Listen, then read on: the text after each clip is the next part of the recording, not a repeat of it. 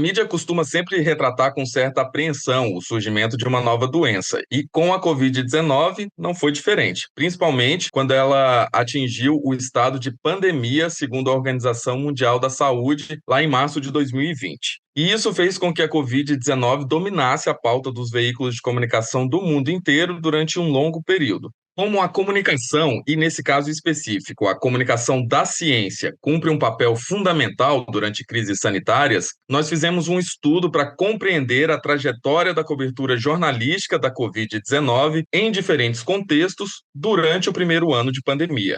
Nosso estudo foi orientado por duas questões. Primeiro, quais foram os tópicos, os assuntos e os atores que estiveram presentes nessa cobertura?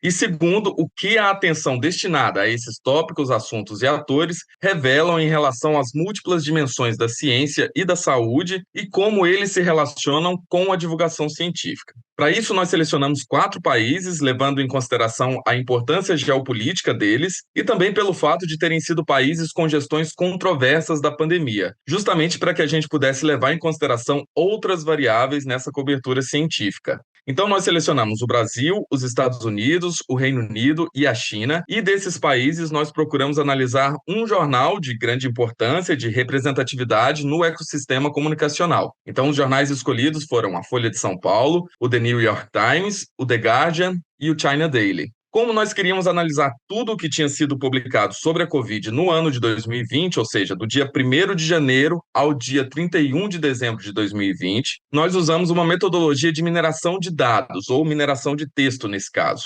Então, nós trabalhamos com um corpus de 95.970 textos jornalísticos que compreendem aí notícias, reportagens, colunas, editoriais publicados pelos 4 jornais. Para analisar esses textos, nós usamos técnicas de processamento de linguagem natural, principalmente para fazer uma modelagem de tópicos, também para identificar a importância de determinadas palavras e frases nessa cobertura e para fazer a análise longitudinal, ou seja, verificar quais tópicos foram mais ou menos abordados ao longo dos 12 meses de 2020. Os resultados mostram que, em termos quantitativos, a cobertura naturalmente acompanhou a escalada da doença no mundo, com um pico de publicações seguindo a declaração de pandemia pela OMS. Em termos qualitativos, a cobertura se dividiu em 5 tópicos principais, que a gente chamou de ciência e epidemiologia, política e governo, economia, sociedade e relações exteriores. E aí chamam a atenção algumas particularidades interessantes. Nos jornais do Brasil e dos Estados Unidos, a cobertura foi focada muito mais nos aspectos políticos da pandemia, com um foco muito grande na personalização das matérias em torno dos nomes de Jair Bolsonaro e Donald Trump.